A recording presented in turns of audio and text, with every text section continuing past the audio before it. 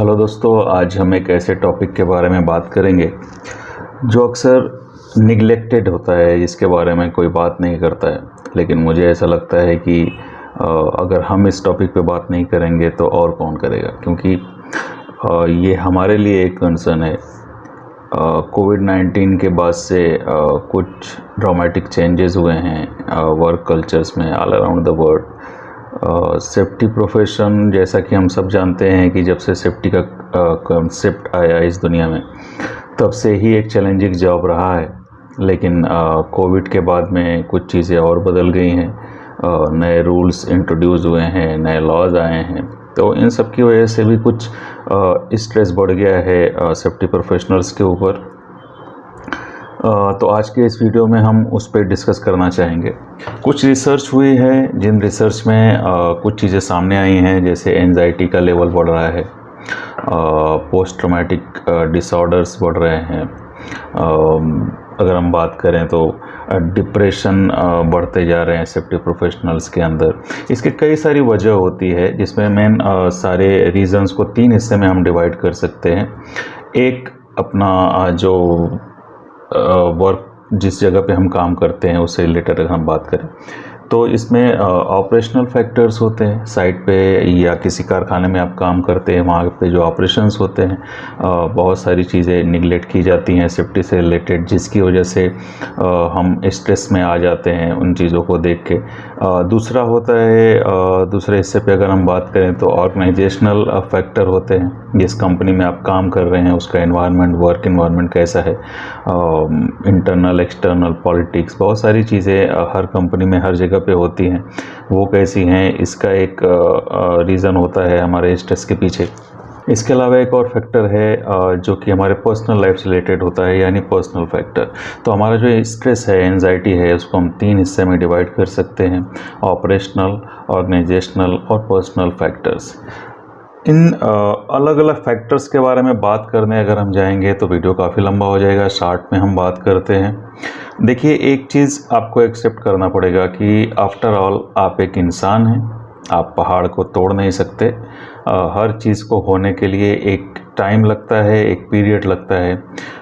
जैसा कि मैं अपने साइट पे, अपने वर्क प्लेस पे अक्सर एग्जांपल देता हूँ ट्रेनिंग्स में कि भाई दूध से दही जमने में भी टाइम लगता है, फल को पकने में भी टाइम लगता है, फूल से कली से फूल बनने में भी टाइम लगता है। वैसे ही आप रातों रात सेफ्टी कल्चर डेवलप नहीं कर सकते, इसके लिए कुछ टाइम लगेगा। तो आपको इतना ज़्यादा स्ट्रेस लेने की ज़रूरत नहीं है। जस्ट कीप काम, अपने काम पे फोकस कीजिए, अपने हेल्थ पे फोकस कीजिए, थोड़ी एक्सरसाइज कीजिए रूटीनली डेली।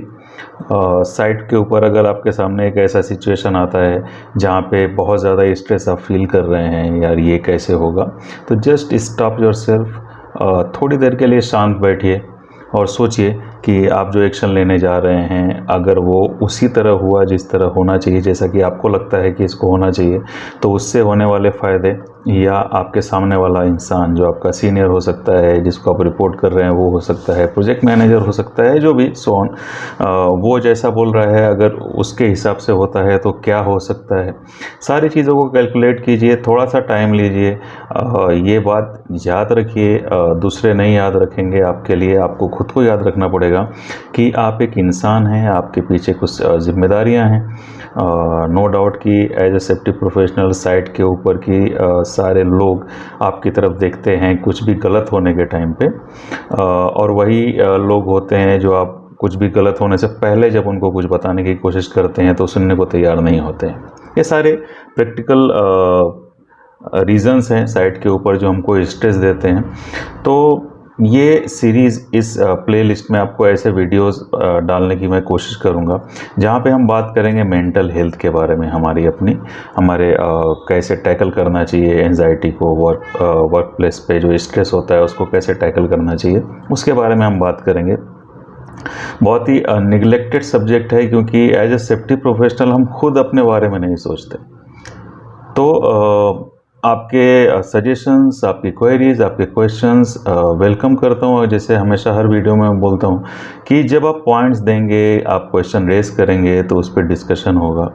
जो सीनियर्स इस वीडियो को देख रहे हैं, जो काफ़ी सालों से इस फील्ड में हैं, आपका वैल्यूएबल टाइम ज़रूरी होगा उनके लिए जो नए नए इस फील्ड में आए हैं और बहुत ज़्यादा स्ट्रेस्ड हैं, उनकी मदद होगी। तो आप सबका भी वेलकम है, प्लीज़ अपने थॉट शेयर कीजिए ताकि हम उन लड़कों की या उन प्रोफेशनल्स की मदद कर सकें जो अभी नए हैं इस फील्ड में। आजकल ये देखा जा रहा है कि कुछ लड़कियां भी आ रही हैं सेफ्टी फील्ड में और उनको बिल्कुल नए नए चैलेंजेस फेस करने पड़ रहे हैं साइट के ऊपर। तो हम सबका फ़र्ज़ बनता है कि इन नए आने वाले लोगों को मदद करें ताकि वो अच्छे से एडजस्ट हो सकें इस फील्ड में और अपने प्रोफेशन को आगे बढ़ा सकें और एक सक्सेसफुल सेफ्टी प्रोफेशनल बन सकें। तो इस सीरीज़ में हम इन सब के ऊपर डिस्कस करेंगे। आपके सजेशंस, आपके सवाल, उनका स्वागत करूंगा मैं। तो अगले वीडियो में मिलते हैं। उम्मीद करता हूं कि आप सब इसमें पार्टिसिपेट करेंगे जैसा कि आप अब तक करते आए हैं। सीनियर्स, आपकी जिम्मेदारी ज़्यादा होती है जूनियर्स को संभालने की। Have a nice day.